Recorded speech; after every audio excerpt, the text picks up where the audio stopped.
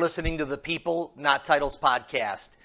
We are brought to you by our great sponsors, Land Trust Title Services, your partners for results.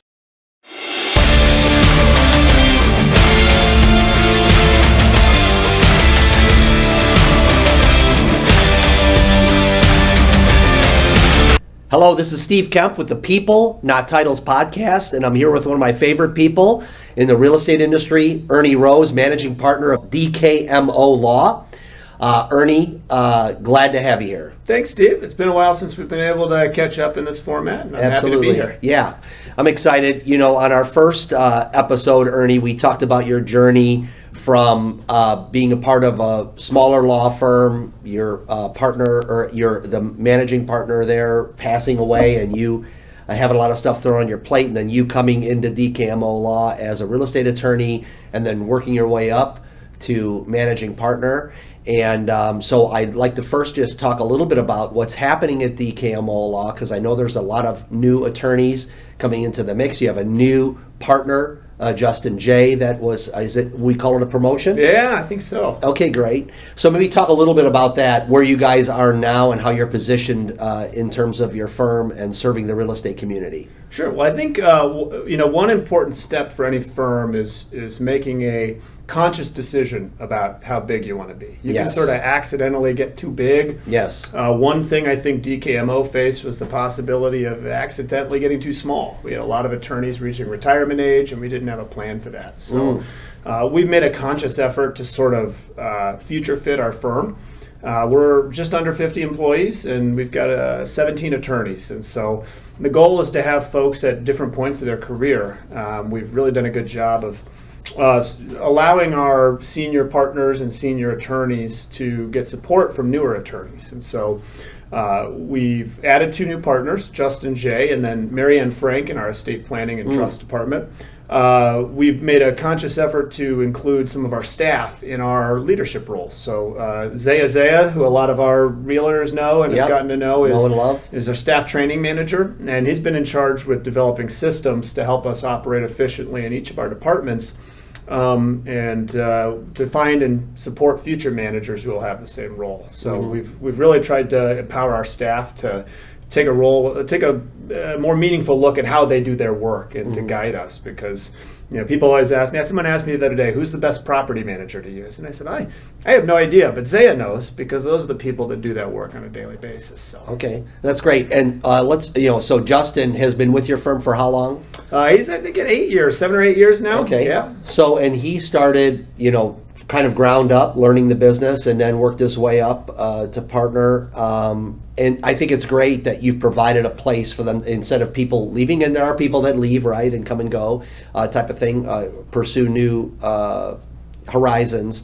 But Justin was a person that grew within your firm and is now in a partnership mode. Yeah, and that's one of the best things we can do. I've interviewed a lot of young associates, particularly in real estate, where they like the firm they're at, but they've reached the point where they've had transparent conversations with senior attorneys that are like, that's kind of it. This is as far as we can take you. And so we've tried to put our attorneys in different offices, both geographically in terms of where they work and where they try to recruit business, because they need to feel like they have some ownership over their future. So Justin is certainly an example of that. Carly Rios, one of our younger associates, works a lot in the city, and she works some offices that I don't work at all. And if they have the feeling that they have some control over their destiny, it creates investment in the firm. Yeah, and it creates hope, future, upward mobility, all those things that people are looking for. And so that kind of a balance. It's tough to balance sometimes because you have to grow to support that, right? Yeah, absolutely, you got to grow, and sometimes you swing and miss. And absolutely, the more you invest, when you lose folks, it hurts a little bit. Yes, more. absolutely, that's inevitable in any business.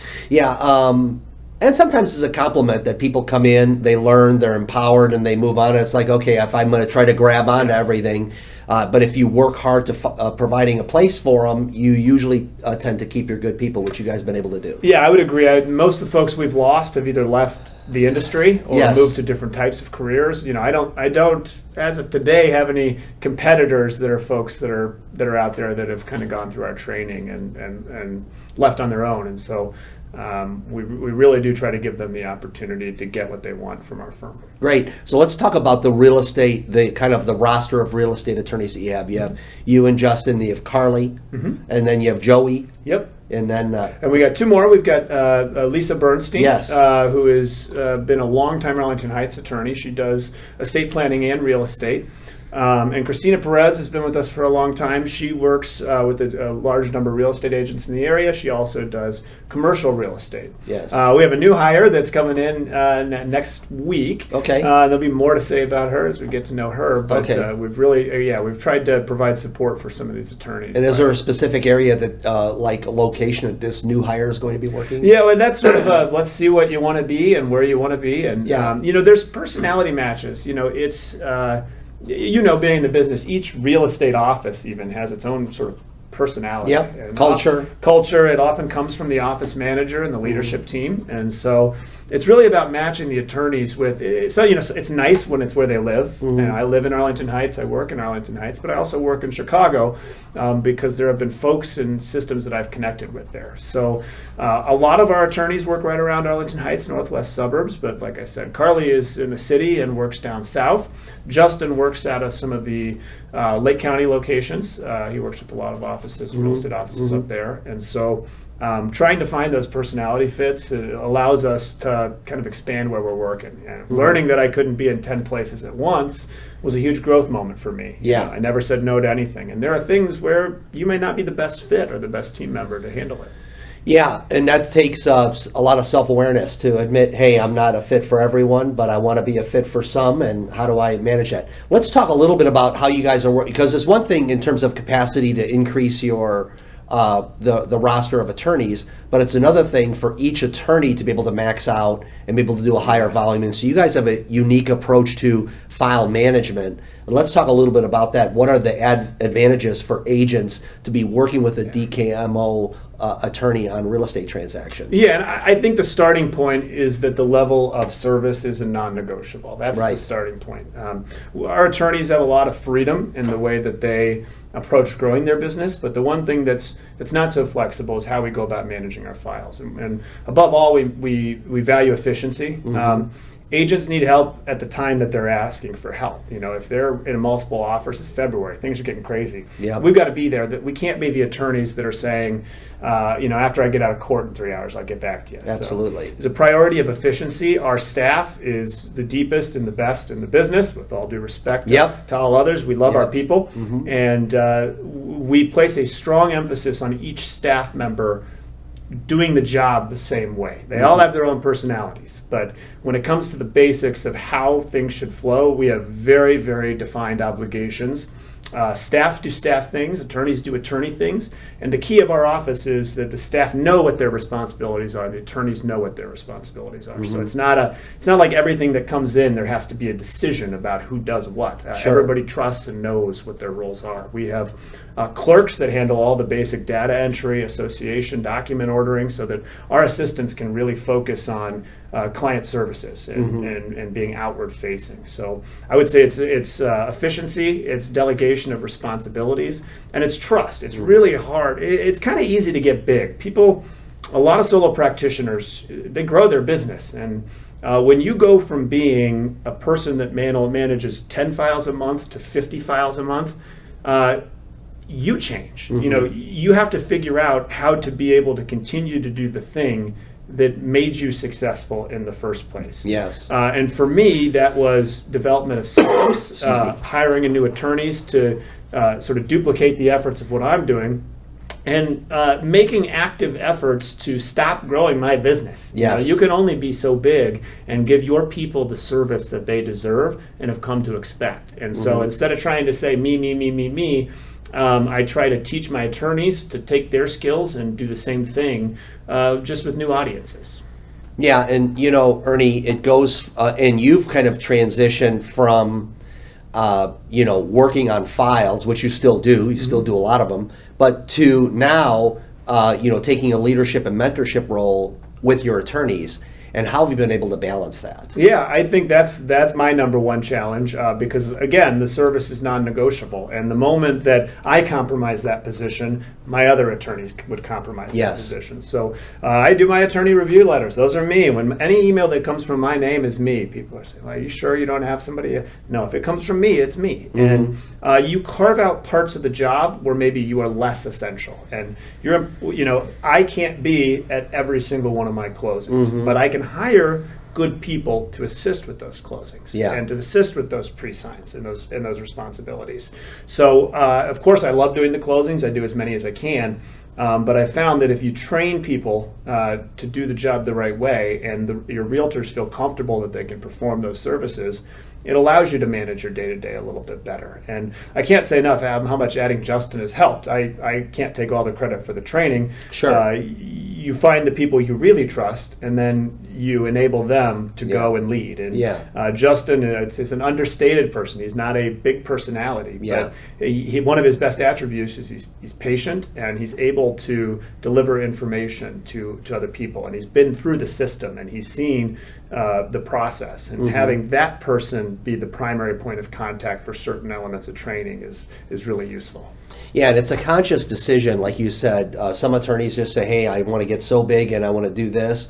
You have decided as a firm, we want to be able to serve all of Chicagoland. We don't want an agent to think about, oh, it's over here, so I'm going to use that. They can use DKMO Law for any real estate transaction across Chicagoland, and that is a conscious decision that you guys have managed really well. Yeah, and it's bodies. We attend every closing in person, every purchase closing in person. Yeah. That's what differentiates. And that's uncommon. It is. I'm learning it's still very, very uncommon. Yeah. So I want to shift to agent needs, or like the difference of since the NAR settlement and some of the I would say anxiety that has been across the agent community about how the buy side is going to be handled and that kind of thing. Has there been any changes in terms of your support for agents during that process at all? Yeah, I think we view ourselves as sort of a conduit for information in the transaction. So once the file comes in, it's our job to make sure that everybody knows what they need to know. And so we've got a new set of CAR contracts and 8.0 contracts that have made our job easier in that they kind of deal with this head on. But our job is to make sure that the listing agent, when we represent the buyer, the other side knows what our expectations are on pay, that the lender knows, so that if our client as a buyer is directly paying our agent, they can account for that when they're issuing statements. So it's job number one. We ask for commission statements right away at the front of the transaction. So you learn the hard lessons in the first couple months. And then the question is, are you going to keep repeating the same mistakes, or are you going to adjust your system to account for it? And I can say we haven't had a real commission dispute in months at this point because we make our expectations clear. Yeah. And have you noticed, has there been a different dynamic? Well, I want to get into the 8.0, but is there a different dynamic, or is the money basically coming from the seller? What's been your experience there? Yeah, so I think you're seeing disputes at the margins sometimes, 2%, 2.5%, 3%. Yes. Most sellers realize that it's advantageous for them to pay commission at the sort of normal market rates that we've seen historically. Sure. They recognize the value of the service that the agents provide, and most of them don't want to go it alone. We do see FSBOs sometimes, for sale by owner, but most folks realize this is a lot of trouble. Absolutely. And there's a lot of pitfalls, and even an attorney. I always tell people on for sale by owners, like, I can tell you everything about this from a legal perspective, but there are things that the realtors do in the process that I don't realize they do. There are questions they answer for you, issues they preempt that I'm not always part of the conversation with. So I can represent you, but there is a loss of service when you go it alone. And I think most sellers are recognizing this. I wouldn't call it a non-issue. There have been changes, but I don't think it's been seismic in the way we thought it might be. And do you see a lot of FSBOs these days? I don't see any more FSBOs than I did 12 months ago. Okay. So I think the market's kind of flowing at the same rate.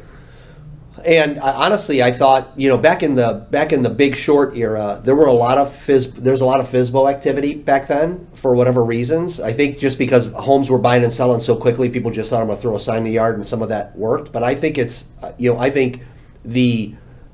the buyer compensation discussion and the buyer agency, realtors have become more valuable, not less valuable. Do you feel that way? Or? Absolutely. And even most of my FSBO sellers, they're engaging with an agent on the other side of the deal. And that agent becomes all the more important in terms of preparing documents and allowing doing some of the sell side stuff now. Exactly. Yeah. And so the transaction where there's no professional, I'll tell you a story. My first year practicing law, I had a seller, or I was representing a buyer. It was for sale by owner. There were no agents involved. The sellers were 90 years old, and the first house they'd ever sold, they lived there for about 60 years. And we got to the closing, and I was representing my buyer, and he said, they closed. They didn't do a walkthrough. They were a builder. They're like, I don't need to do anything. And we closed, and they went to the house, and the sellers were still there. Oh, wow. They said, nobody told me that I had to move out of the property. Which is true. Wow. I mean, nobody told them. Their attorney didn't tell them you need to move out of the property. Yeah. And so we essentially ended up in a situation where my client lost 3 weeks and had to decide, am I going to give these people the time, or am I going to sue this 90-year-old couple to get out of the house sooner? They'd had to go through an eviction. So things like that happen. Yeah. They fall through the cracks when you kind of go in a different way. Yeah, kind of DIY your real estate sale. Well, that's fantastic. In terms of the 8.0 contract, what have you seen? What are the benefits, and are there any cons to how they've adjusted it? Were you part of writing it, Ernie? Or? I wasn't part of writing it, and normally attorneys take every opportunity they can to critique things. Yes, I think the changes are wonderful. Okay, what they've done is they've identified a few specific areas where the world has changed in the last 8 to 10 years. Yes. There's new personal property. You got electric car charging stations and remote doorbells and things like that. Solar panels are more prevalent. We've got a section that deals with that, so we're not finding out as attorneys about the solar panels 3 weeks into the transaction. Yeah. We've got some attempt to provide definition regarding what the term as-is means and how inspection should work. And do you think that the as-is part of the 8.0 it's kind of built into 3 sections now, right? Yeah, we've got as-is. As-is. Yeah. And I think what they've done is they're people will always say there's a certain approach to real estate that says, well, people are always going to ask for what they want to ask for. Yeah. And I understand that, but I think the contract's job is to give us all the same terminology and to set expectations in a certain way. And this contract is very clear. Before we had what we call an as-is about representation. Is the seller representing that stuff works, or is that buyer beware, as is? And as-is inspection, which meant 17 different things to 17 different people. Well, now for inspection options, you're either doing an inspection with requests or an inspection without requests. Just removing the word as-is from the inspection gives clarity to sellers. And I think it will impact the market. And when you submit an offer that says inspection with no requests, and there's 40 offers, and you win, and then you ask for stuff, that seller's going to be a lot quicker to pull the plug because you made a representation to them that you're not asking for anything. Yes. Now you're asking for something. And so just pulling that nebulous word as is out of inspection and giving it its own meaning separate from inspection, it certainly gives the parties more clarity. So all of this, even with the NAR settlement and the buyer agency and now this 8.0 contract, it's all designed, I think, in spirit to help buyers and sellers have greater comfort, greater transparency in the real estate transaction. So do you think that goal was achieved? Absolutely. Okay. I think I will downplay the NAR settlement when I say absolutely, because I think that there was more consumer disinformation in that process than was necessary. Yeah, no I think doubt. It was fear driven. And people were kind of grandstanding that they're going to do some noble moral thing to reveal the conspiracies of real estate, and everyone kind of knew how it worked anyway. Exactly. Everybody knew who was getting paid what. And how they were getting paid. And really what it was, I think if the average person had... The People Not Titles podcast is brought to you by Land Trust Title Services, your partners for results. The average person had, in lay terms, been explained what that lawsuit was all about, They would have been like, you're crazy. Yeah, it's exactly. Silly. It's silly.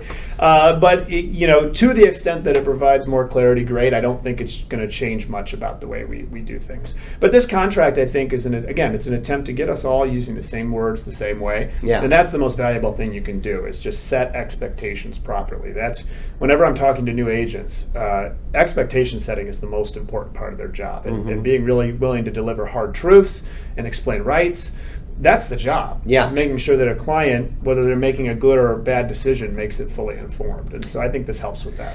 Yeah, and correct me if I'm wrong, it seemed to me like the buyer's agent, prior to these kind of conversations about the value, or in the kind of psyche of the consumer, they were thinking, oh, they're going to open the door for me so I can see the home, and they're going to help me find a home, but generally I find them already. But their job is so much more than just that, and I think it helped them to define that value proposition, articulate it much better, and I think that the market kind of settled on, there is worth in a buy-side agent and all the work they do. Absolutely, and I talk about this in the context of my employees sometimes. Don't judge what someone does by what the easiest version of that job looks like. And there are deals where an agent does open the door, they make one offer on the one house, it's a cash deal, it goes swimmingly, and we close. Yeah. I bet most of our agents could tell you how often that's happened, and it's going to be a very, very small percentage of the time. Absolutely. So I think when you look at the hardest version of their job, the realtor, the way this system realistically is set up, can't bill you hourly. They can't bill for their time. And one of the questions I ask at closing is, well, how many houses did you see? A lot of these folks have seen 30 or 40 houses. They've written several offers, and it's not a 2-month relationship. It's a multi-year relationship. So there is a tremendous amount of value in even not just simply in having a realtor, but in having a good realtor, one that's invested. They find you good referrals.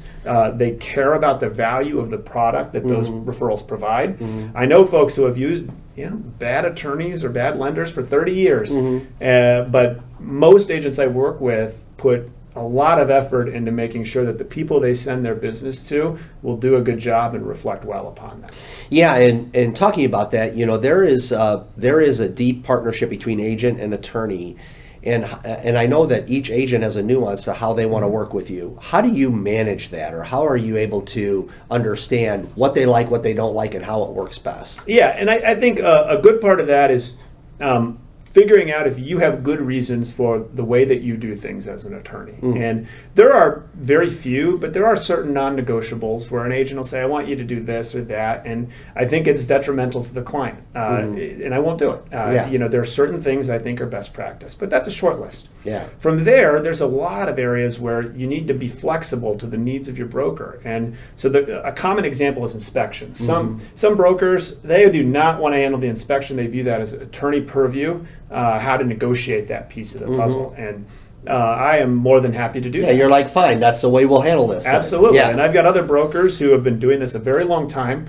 They have a type of relationship with their client that allows them to guide that process. And they say, here's the 6 things we want to ask for. You'll review it with the client, you get their approval, but those are both workable options. And so as long as they don't, as long as what they want to do doesn't require us to compromise the quality of the services for our client, we're open.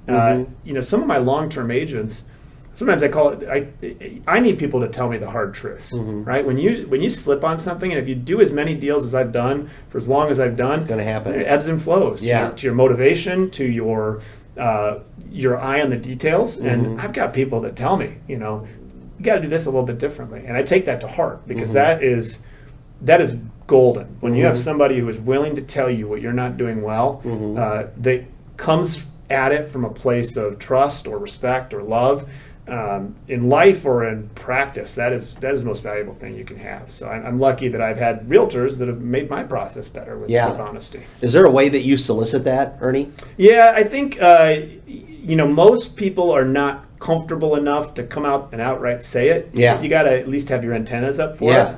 And you sense when someone maybe has a reaction in a certain way to something that you're not expecting. And so I do reach out to my agents, but more importantly, I try to create an environment where they feel like because the easy thing to do is if you're unhappy with somebody, I'll just sneakily stop using them and go over here. And, if you create an environment where feedback is welcome and you do ask them when you're curious feel it, about it. Yeah, that's the way that you grow. And, I don't shy away from realtors with opinions. Some people do. I don't, because those are the ones that make you better. And when they feel like you're making an attempt to improve based on their feedback, that's how you work with somebody for 10, 20 years. It's when you have the ability to talk that way and openly and honestly. So let's talk just about new agents really quick, because there are new agents now entering into the field.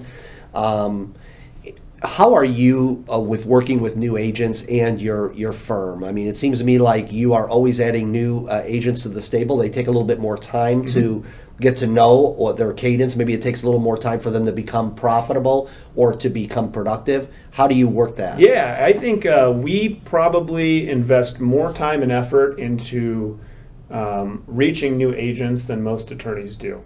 It is a loss for several years. Yeah, it requires more hand-holding, all that, right? Exactly. But, when I look at my list of realtors at the end of the year, the list today of my top realtors looks very different than it did 10 years ago. You get people who retire, you get a few that move on and they find something they like better. Yeah.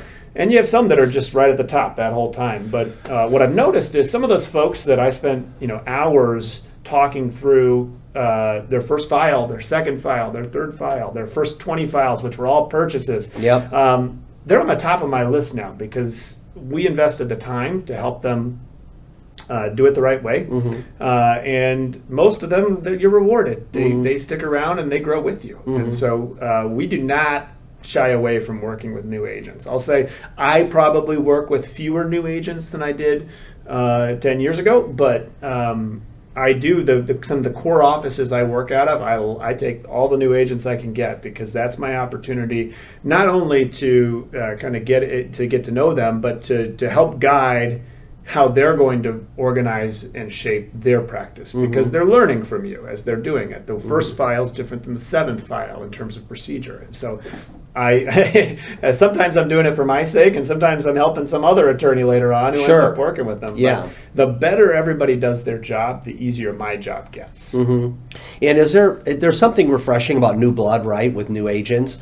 They come in, they're wide-eyed, they have high expectations. You see them making the same mistakes over and over. You have to be patient, but I think it helps you stay sharp in those kind of things, right? Absolutely. And you try to connect as well, sort of personality-wise, as you do when you first started. But when I really started taking on my own files, I was 26, 27 years old. It was a little easier to connect with the newer, younger agents, at least. And so it keeps your eyes open. And, you could just say, I'm not going to work with younger people or whatever category of people. But you don't choose what your clients are. And getting to know how to work with younger agents helps me with my younger clients, because I'm getting more and more birthdays after the year 2000. The clients are not getting older, they're getting younger for me, and so I've got to be able to relate with those folks, and the younger agents help me with that. That's awesome. Let's talk about the firm from the breadth of the firm. You guys do more than real estate. How does that support your clientele? So, they just don't have real estate needs, they have estate planning needs or whatever it is. Talk about how your firm supports you and your clients in that way. Yeah, I think from the very beginning, our firm has been we're very good at working with people who don't interact with lawyers all day. Most of the areas of our practice are sort of folks that need an attorney for a very specific purpose. And it's not that they're going to jail or getting divorced or getting sued. It's really for families and individuals who just have really particular needs. So we do estate planning. We do probate in an instance where someone hasn't done estate planning. We do residential real estate. We do corporate work. That's probably the most long-term relationship type thing we do. Is we represent corporations. We help them start their businesses. We help them sell their businesses.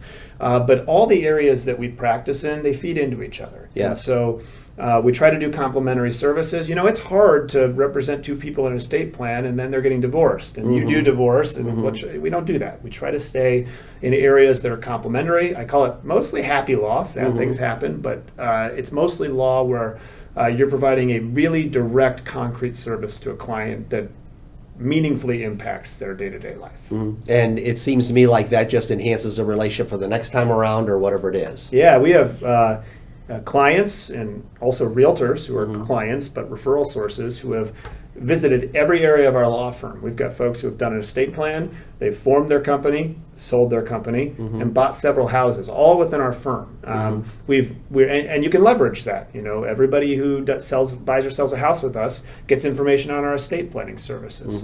Many of our long-term estate planning clients use us for their residential transactions. So.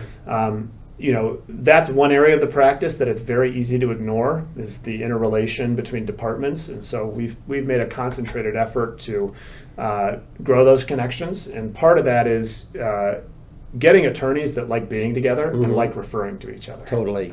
And, you know, and so when an agent refers you a transaction, there's a lot, that's part of their brand, right? Because what your experience with them is their experience with the agent. And then for you to deepen that relationship and add more value than even what they originally expected, just helps that agent's brand value go up in the buyer or seller's eyes. Absolutely. And I think both the fact that we have those ancillary services that a lot of clients are going to need is very helpful, but also the definition we put on the outside. We don't do anything halfway. You know, we don't do 4 divorces a year. We stay out. And so, you know, if we're doing it, we know how to do it, and you know, if we're referring it, we're referring you to somebody that knows how to do it. Yeah, that's great. Let's talk about the future of DKMO Law. What do you see? You guys have built a great firm. Is there anything that is kind of helping you define the future for you guys? Just continuing to expand the practice from real estate, or what else is on the plate for you guys? Yeah, I feel like we're right-sized right now. Okay. That's the important thing. Yeah. You know, you figure out what you can grow to and give the same level of service, and I feel like we're there. We add practices from time to time, generally retiring attorneys that need homes for their clients, but we're not looking to go assume some big place that we can't control the process of, that there's so many growing for the habits. sake of growth. Exactly, and that's, you know, especially when you're dealing with something as volatile as real estate, you have to be protective of your people, and part of my obligation is not getting so big that we can't handle a downturn in the market. So we take very seriously the investment that our employees make with us. I can't remember the last time that we had a real estate assistant leave our office just to leave. I can't. 7 or 8 years. Yeah, you've had your staff. You've had great longevity with your staff. Yeah, and the fact that they have trust in us that we're going to protect the business makes them so that they can feel like they have a home for life. They have a future. Yeah, and so really, it's about creating opportunities for our attorneys to grow their business into what they want it to be. I wouldn't say we wouldn't add folks, but we won't compromise what we consider to be the brand, which is good quality, efficient, responsive service. And as long as we can do that, I don't care if we have 40 attorneys or 20 attorneys or 100 attorneys, but that's the non-negotiable we start from. Great. All right, so Ernie, shifting to the Bears. Yeah. You've been a part of that planning group, and are we going to see them in Arlington Heights, do you think? What I'd say is there's a lot of momentum. Okay. You know, last time we talked, there was a great deal of uncertainty regarding the project. I think since then, you know, Chicago, we've gone through the whole Chicago thing. Has that kind of died? It feels like it. I think I saw that a poll this morning that, not to get political, but Brandon Johnson had a 6% approval rating in Chicago. And ouch. That makes it tough to get a multi-billion-dollar stadium deal done. So my hope is, you know, we've recently resolved all the tax issues between our school districts and the Bears and our village. They have a memorandum of understanding. We have a great big lot in Arlington Heights that's primed for building. We've got an important election in a month in Arlington Heights where we'll have a new mayor and we'll have some new trustees. Is that going to be a plus, do you think? I think it. You know, I don't think it'll be a disadvantage. I think our current mayor has done a great job of positioning us to get to the finish line. Yeah. And the folks that I hope will do well have a game plan to sort of seal the deal. The Bears have to be willing and good participants. But if I were a betting man, and occasionally I am, I would bet on the Bears ending up in Arlington Heights. And do you think the passing of Virginia McCaskey impacts that any which way? It's hard to say what the internal dynamics are. Okay. You know, anytime I would certainly say this wasn't a surprise for the family. Okay. She was older, and Right. and you certainly have to look at those issues. Yeah. You know, a lot of folks have talked about a sale of the team being a possibility, and I don't have any insider information there, but what I'd say is, you know, if I were going to sell a share of my team, having a great big giant lot to build the stadium of your dreams, along with a storied NFL franchise, is a good position to be in. And so I think I think the right decision for the Bears would be to come to Arlington Heights, and I think the job of Arlington Heights is to make sure that our residents and our current businesses end up protected as well, and we get a win-win. And so let's say you have the new, what would be the timeline on that if it were to be a go? Yeah, so they've got, I think wherever the Bears end up, they're going to need money from the state. Okay. And people talk about, you know, the original plans that the Bears put together in Arlington did not involve money for the stadium. I expect that would still be the case. The Bears will have to finance that on their own. Okay. But we're going to need infrastructure. Anybody who's come up 53 and gotten off in Arlington Heights know that as situated, that is inadequate. Yeah.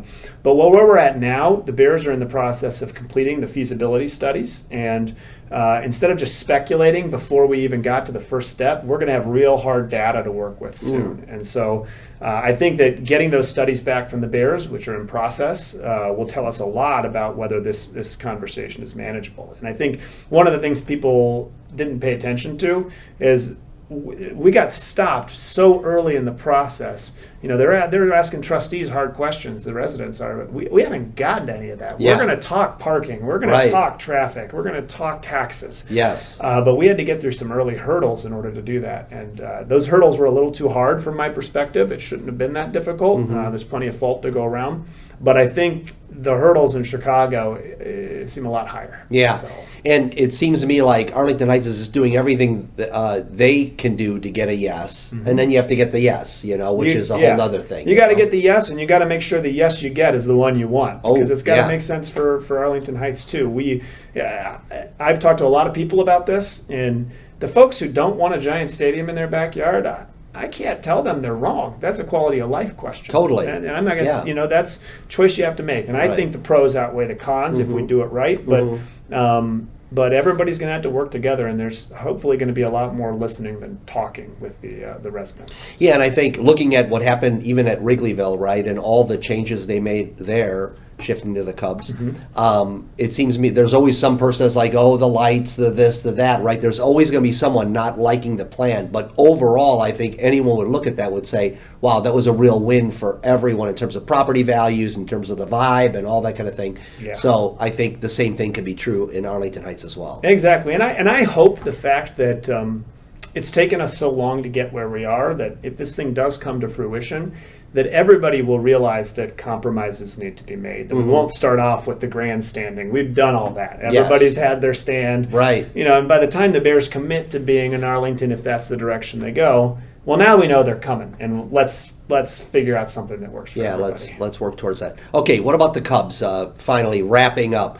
What are you thinking this year? I know you're a big Cubs fan, Ernie. Yeah. Optimistic? I think so. I think Craig Counsell's still the right hire. Okay. You know, there was a lot of. I think we tried to win too cute sometimes last year. Okay. 2-1, 3-2, those kind of games, and you had a bat like Tucker, and you know, hopefully a few more pieces. It'd be nice. I think it'd be nice if we started acting like a little bit bigger market, like we are. But you know, this is a make or break year. I think Jed's on the last year of his contract, so we'll see if this is the right direction. You know, 500's fine. It makes it nice in June and May, June, July. But that's kind of fun. Yeah, you'd like to play a little bit more competitive ball in September and October. So I'm optimistic, but I think, you know, 87, 88 wins would be a good outcome. Okay. I was thinking 90, but I'll take 88, 87, something like that. Well, Ernie, I wanted to thank you just for all the work you've done in the community, your work even on the Arlington Heights with the Bears there. That's just something that you're just doing to advocate for what you feel is the right thing there. Just for your professionalism, your partnership with Land Trust Title Services. And, you know, I'm so glad we're able to catch up with you. Yeah, absolutely. Thanks for having me. I'm happy to join anytime, and happy to be here. All right, so this is Steve Kaempf signing off with the People Not Titles podcast with Ernie Rose, managing partner from DKMO Law. Thank you. Hey, Thanks for listening to the People Not Titles podcast. We are proudly sponsored by Land Trust Title Services. If you enjoyed the podcast, please hit the like button, please subscribe, and we'd love it if you'd share our podcast with your friends. Thanks a lot.